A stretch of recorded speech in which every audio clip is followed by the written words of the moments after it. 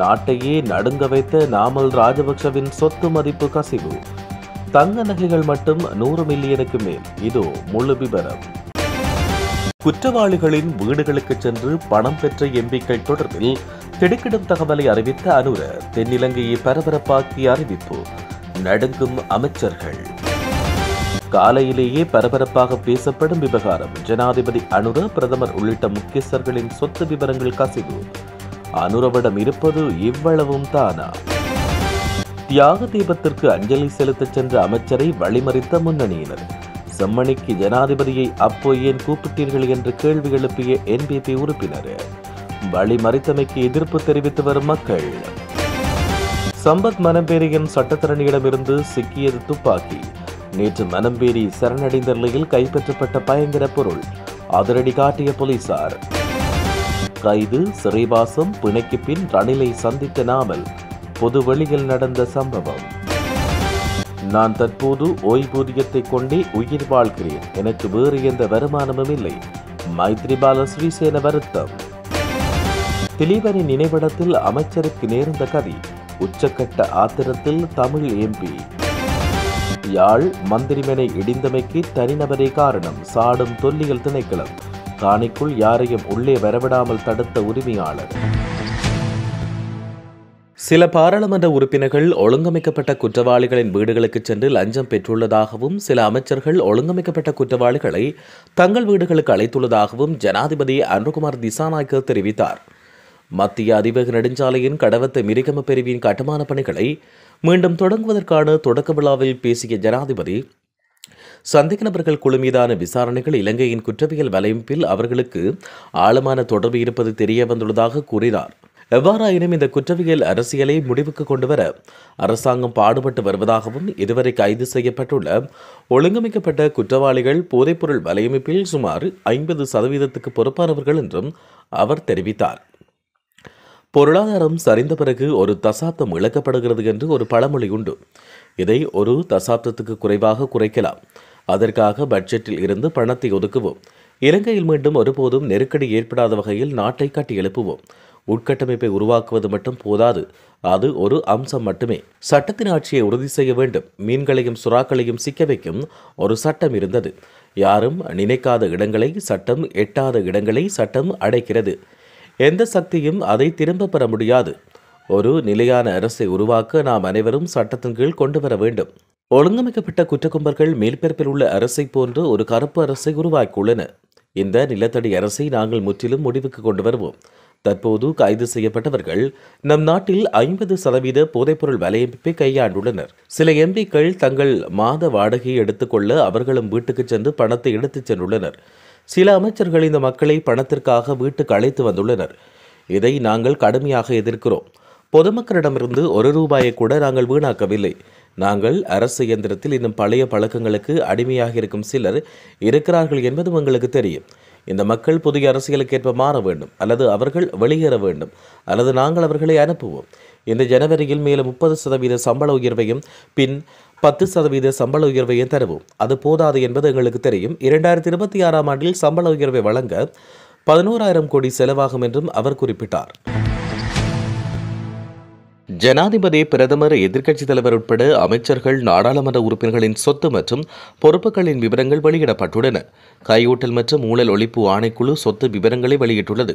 சொத்து விவரங்கள் தொடர்பில் கையூட்டல் மற்றும் ஊழல் ஒழிப்பு ஆணைக்குழு தகவல்களை வெளியிட்டதை அடுத்து அமைச்சர் வசந்த சமரசிங்க, பிரதி அமைச்சர் சுனில் வட்டக்கல் ஆகியோரின் சொத்துக்கள் தொடர்பில் பல்வேறு தரப்பினரும் எதிர்மறையான கருத்துக்களை முன்வைத்து வருகின்றனர். குறிப்பாக அவர்கள் இருவரின் சொத்துக்கள் தொடர்பில் அரசியல் மட்டத்திலும் மக்கள் மத்தியிலும் அதிக கவனம் செலுத்தப்பட்டு வருகிறது. கையூட்டல் மற்றும் ஊழல் ஒழிப்பு ஆணைக்குழு வெளியிட்ட சொத்து விவரங்கள் கீழே தரப்பட்டுள்ளன.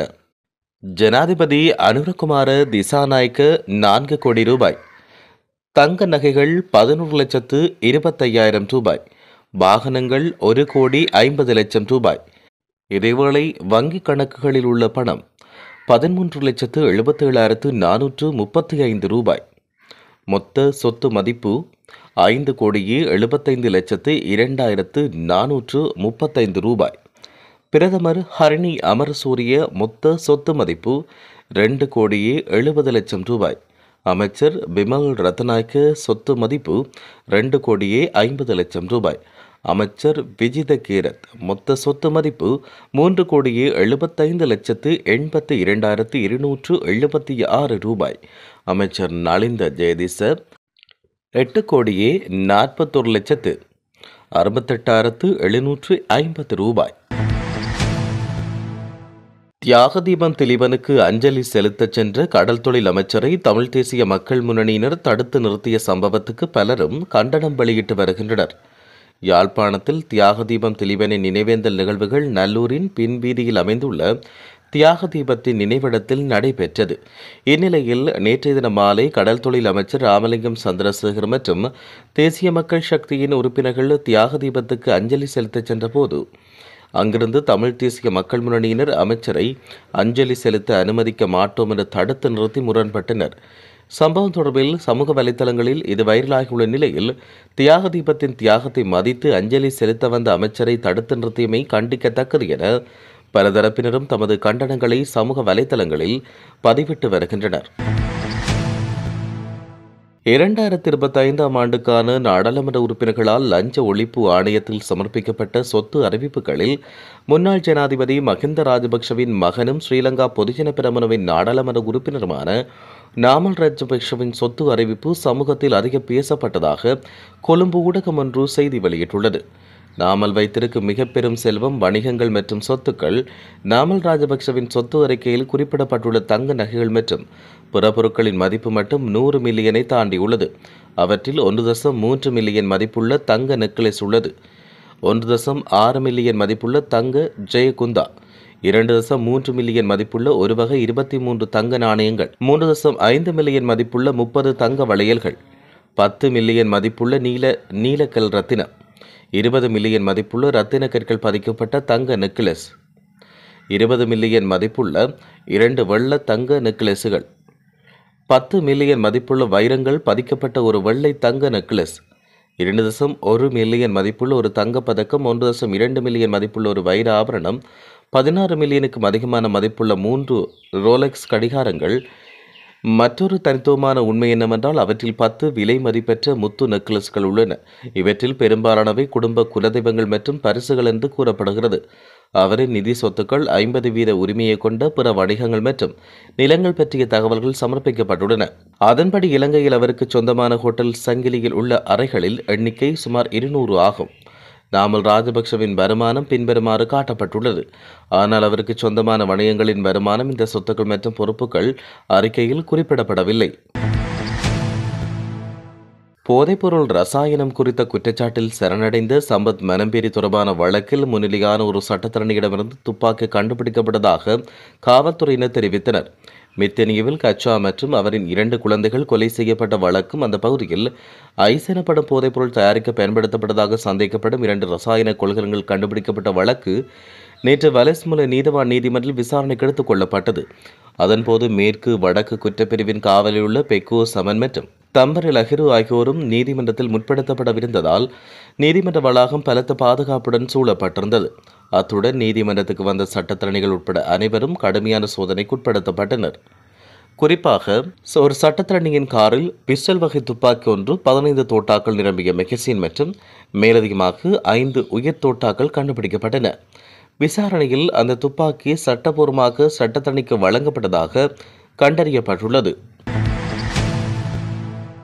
கைது, சிறைவாசம், பிணை என கடந்த சில நாட்களாக உடல்நிலை சரியின்றி இருந்த முன்னாள் ஜனாதிபதி ரணில் விக்ரமசிங்க முதல் முறையாக நேற்றைய தினம் பொது நிகழ்வொன்றில் கலந்து கொண்டிருந்தார்.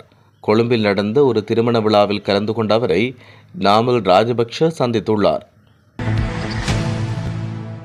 நான் தற்போது ஓய்வூதியத்தை கொண்டே வாழ்கிறேன். எனக்கு வேறு எந்த வருமான மூலமும் இல்லை என முன்னாள் ஜனாதிபதி மைத்திரிபால தெரிவித்தார். நான் உயிர் வாழும் வரை சுதந்திர கட்சி அங்கத்தவராக இருப்பேன். அரசியலில் இருந்தாலும் இனி செயற்பாட்டு அரசியலில் ஈடுபட மாட்டேன். நான் செல்லவுள்ள வீட்டின் நிர்மாண பணிகள் இடம்பெற்றுக் கொண்டிருக்கிறது. அவை நிறைவடைந்த பிற்பாடு வெகு விரைவில் இந்த வீட்டை அரசாங்கத்திடம் ஒப்படைத்துவிட்டு செல்வேன். இந்த வீட்டிலிருந்து செல்வதில் எனக்கு எந்த கவலையும் இல்லை. முன்னாள் ஜனாதிபதிகளுக்கு வழங்கப்பட்ட வீடுகளை தவிர மேலும் பல அரசியல்வாதிகளுக்கு வழங்கப்பட்ட வீடுகள் இந்த அரசாங்கத்தால் மீளப்பெறப்பட்டாலும் அவை பயன்பாடின்றி கைவிடப்பட்ட நிலையிலேயே உள்ளன. தற்போது அவற்றில் குரங்குகள்தான் வாழ்ந்து கொண்டிருப்பதாகவும் முன்னாள் ஜனாதிபதி மைத்திரி சுட்டிக்காட்டினார். முன்னாள் ஜனாதிபதிகளுக்கான செலவுகள் தொடர்பில் அரசாங்கத்தால் வெளியிடப்பட்டுள்ள தரவுகளை நான் சிறிதளவேனும் கவனத்தில் கொள்ளவில்லை. அவை முற்றுமுழுதாக போலியான தரவுகளாகும் என்றும் பாதுகாப்பு செலவுகளை கூட அவர்கள் எமது செலவாக குறிப்பிட்டுள்ளதாகவும் அவர் விசனம் வெளியிட்டார். உலகின் ஏனைய நாடுகளில் முன்னாள் ஜனாதிபதிகளுக்கு இவ்வாறான பாதுகாப்புகளும் கௌரவங்களும் வழங்கப்படுகிறது என்பதை அரசாங்கத்தினர் பார்க்க வேண்டும் என்றும் அவர் வலியுறுத்தியுள்ளார். நினைவேந்தல்களை வைத்து தேர்தல் கணக்கு அரசியல் செய்ய முன்னணியின் செயல் எப்போது நிறுத்தம் காணும் என நாடாளுமன்ற உறுப்பினர் கருணைநாதன் இளங்குமரன் கேள்வி எழுப்பினார். தியாகதீபம் திலீபனின் நினைவேந்தல் நிகழ்வுக்கு சென்ற அமைச்சர் சந்திரசேகர் தடுக்கப்பட்டமை தொடர்பில் கருத்து வெளியிட்ட போது அவர் இவ்வாறு குறிப்பிட்டார். அதன்போது இளங்குமரன் மேலும் தெரிவிக்கையில், தியாகதீபம் திலீபன் அண்ணனின் நினைவேந்தல் நிகழ்வில் பங்கேற்க வந்த அமைச்சர் சந்திரசேகருக்கு அஞ்சலி செலுத்தும் உரிமையை தடுப்பது தமிழ் காங்கிரஸ் முன்னணியின் செயல் எனில் அது அயோக்கியத்தனத்தின் உச்சமாகும். யாரும் யாரையும் அஞ்சலிக்கலாம். அதுதான் மனித மாண்பு. திலீபன் அண்ணன் போராடிய காலத்தில் அவருக்கு எதிராக நின்ற பலர் இவருக்கு இன்று நினைவேந்தல்களில் ஈடுபட்டுக் கொண்டிருக்கிறார்கள். அவர்களை முன்னணியே தேர்தல் அரசியலுக்காக அருகில் நிறுத்திக் கொள்கிறது. ஆனால் மற்றவர்களை அனுமதிக்க மறுப்பது எத்தகைய முரண்பாடு! ஒரு மாவீரனின் தியாகிய நினைவேந்தலை வாக்கு கணக்கு பொருட்டு அரசியல் ஆக்கிரமிப்பு செய்வது ஒருபோது மன்னிக்க முடியாத குற்றம். இது மனித மாண்புகளை மீறிய காட்டு மிராண்டித்தனமே தவிர வேறு எதுவும் இல்லை என்றும் அவர் குறிப்பிட்டுள்ளார். யாழ்ப்பாண ராசதானியை ஆண்ட சங்கிலிய மன்னனின் மந்திரி மனையை கடந்த 14 வருடங்களுக்கு மேலாக பாதுகாப்பதற்கு நடவடிக்கை எடுத்தும் அது பலனளிக்கவில்லை என தொல்லியல் திணைக்களம் கவலை வெளியிட்டுள்ளது. யாழ்ப்பாணத்தில் இன்றைய தினம் பெய்த கடும் மழை காரணமாக தொல்பொருள் சின்னமான மந்திரி மனையின் ஒரு பக்கம் இடிந்து விழுந்துள்ளது. அது தொடர்பில் தொல்லியல் திணைக்களத்தின் யாழ்ப்பாண பிராந்திய உதவி பணிப்பாளர் ஜூஏ பந்துல ஜீவ தெரிவிக்கையில், யாழ்ப்பாண ராசதானி காலத்துக்குரியதாக கருதப்படும் மந்திரி மனை பாதுகாக்கப்பட வேண்டிய தொல்பொருள் சின்னமாக 2011ஆம் ஆண்டு வர்த்தமானியில் அறிவிக்கப்பட்டது. அதைத் தொடர்ந்து மந்திரிமனையை பாதுகாக்கவும் அதை புனரமைக்கவும் பல்வேறு முயற்சிகள் முன்னெடுக்கப்பட்ட போதும் அவை எதனையும் மந்திரிமனை அமைந்துள்ள காணியானது தனிநபருக்கு உரியது, அவருக்கு சொந்தமானது மந்திரிமனை காணப்படுகிறது. அவரின் அனுமதியின்றி தொல்லியல் திணைக்களத்தால் எவ்வித நடவடிக்கையும் எடுக்க முடியாது. மந்திரிமனையை புனர்நிர்மாணம் செய்து பாதுகாப்பதற்கு 2011ஆம் ஆண்டு முதல் வடமாகாண ஆளுநர்கள், மாவட்ட செயலர்கள், தொல்லியல் படிப்பாளர்கள் என மாறி மாறி வந்த அத்தனை பேரும் காணி உரிமையாளருடன் பல்வேறு கட்ட கலந்துரையாடல்களை முன்னெடுத்த போதிலும் அவர் இதற்கும் சம்மதம் தெரிவிக்கவில்லை.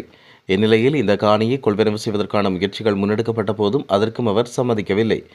மந்திரி மன்னரையை புனரமைக்க பல்வேறு தன்னார்வ கொடியாளிகள், உலக வங்கி என்று பலதரப்பட்ட தரப்பினரும் நிதியுதவிகளை வழங்க முன் வந்தனர். ஒரு கொடியாளி 50 லட்சம் ரூபாவை வழங்கியும் இருந்தார். அவர் நிதி வழங்கி 2 வருடங்களுக்கு மேலாகியும் காணி உரிமையாளரின் சம்மதம் இல்லாமையால் புனரமைப்பு பணிகளை மேற்கொள்ள முடியாது போனதால் அந்த கொடியாளி தன்னுடைய பணத்தை மீள பெற்றுக் கொண்டார். இவ்வாறான நிலையில் மந்திரிமனை பல்வேறு சேதங்களை அடைந்திருப்பதால் அது இடிந்து விழாமல் இருக்கும் வகையில் எமது தற்துணிவின் அடிப்படையில் இடிந்து விழக்கூடிய நிலைமையில் காணப்பட்ட பகுதிகளுக்கு 19 இரும்பு கம்பிகள் பொருத்தப்பட்டு அவற்றை பாதுகாத்து வந்தோம். எனினும் கம்பிகளை திருடர்கள் திருடிவிட்டனர். இது தொடர்பில் யாழ் போலீஸ் நிலையத்தில் முறைப்பாடு செய்தோம். போலீசார் அதை ஒரு முறைப்பாடாக மாத்திரமே ஏற்றுக்கொண்டார்களே தவிர விசாரணைகளை முன்னெடுத்து திருடர்களை கைது செய்யவில்லை. இவ்வாறான நிலையில் தான் இன்றைய தினம் பெய்த கனமழை காரணமாக ஏற்கனவே இடிந்து விழக்கூடும் என்று எதிர்பார்த்திருந்த இரும்பு கம்பிகள் பொருத்தி இருந்த பகுதி இரும்பு கம்பிகள் திருடப்பட்டதால் இடிந்து விழுந்துள்ளது. தொல்லியல் சின்னமான 2011ஆம் ஆண்டு வர்த்தமானி மூலம் அறிவிக்கப்பட்ட மந்திரிமனை தனியார் ஒருவரின் சொத்தாக காணப்படுவதால் இதுவரை காலமும் குறித்த தனியாருடன் தொல்லியல் திணைக்களம் கலந்துரையாடல்களை நடத்தி வந்தது. அவை எதற்கும் அவர் தன்னுடைய சம்மதத்தை தெரிவிக்கவில்லை. இன்று பெய்த கடும் மழையில் மந்திரிமனையின் ஒரு பாகம் இடிந்து விழுந்துள்ளது. எனவே இது தொடர்பில் சட்டம் அதிபர் திணைக்களத்தோடு பேசி அவர்களின் ஆலோசனைகளின் அடிப்படையில் அடுத்த கட்ட நடவடிக்கைகளை முன்னெடுக்க உள்ளதாகவும் தொல்லியல் திணைக்களத்தின் யாழ்ப்பாண பிராந்திய உதவி பணிப்பாளர் ஜூஏ பந்துல ஜீவ மேலும் தெரிவித்துள்ளார். நாட்டையே நடுங்க வைத்த நாமல் ராஜபக்சவின் சொத்து மதிப்பு கசிவு. தங்க நகைகள் மட்டும் 100 மில்லியனுக்கு மேல். இதோ முழு விபரம். குற்றவாளிகளின் வீடுகளுக்கு சென்று பணம் பெற்ற எம்பிக்கள் தொடர்பில் திடுக்கிடும் தகவலை அறிவித்த அனுர தென்னிலங்கையை பரபரப்பாக்கிய அறிவிப்பு. நடுங்கும் அமைச்சர்கள். காலையிலேயே பரபரப்பாக பேசப்படும் விவகாரம். ஜனாதிபதி அனுர, பிரதமர் உள்ளிட்ட முக்கியஸ்தர்களின் சொத்து விவரங்கள் கசிவு. அனுரவிடம் இருப்பது இவ்வளவும் தானா? தியாக தீபத்திற்கு அஞ்சலி செலுத்த சென்ற அமைச்சரை வழிமறித்த முன்னணியினர். செம்மணிக்கு ஜனாதிபதியை அப்போ ஏன் கூப்பிட்டீர்கள் என்று கேள்வி எழுப்பிய என்பிபி உறுப்பினர். வழிமறித்தமைக்கு எதிர்ப்பு தெரிவித்து வரும் மக்கள். சம்பத் மனம்பேரியின் சட்டத்தரணியிடமிருந்து சிக்கியது துப்பாக்கி. நேற்று மனம்பேரி சரணடைந்த நிலையில் கைப்பற்றப்பட்ட பயங்கர பொருள். அதிரடி காட்டிய போலீசார். கைது, சிறைவாசம், பிணைக்கு பின் ரணிலை சந்தித்த நாமல். பொது வெளியில் நடந்த சம்பவம். நான் தற்போது ஓய்வூதியத்தை கொண்டே உயிர் வாழ்கிறேன். எனக்கு வேறு எந்த வருமானமும் இல்லை. மைத்ரிபால சிறிசேன வருத்தம். திலீபனின் நினைவிடத்தில் அமைச்சருக்கு நேர்ந்த கதி. உச்சக்கட்ட ஆத்திரத்தில் தமிழ் எம்பி. யாழ் மந்திரிமனை இடிந்தமைக்கு தனிநபரே காரணம். சாடும் தொல்லியல் திணைக்களம். காணிக்குள் யாரையும் உள்ளே வரவிடாமல் தடுத்த உரிமையாளர்.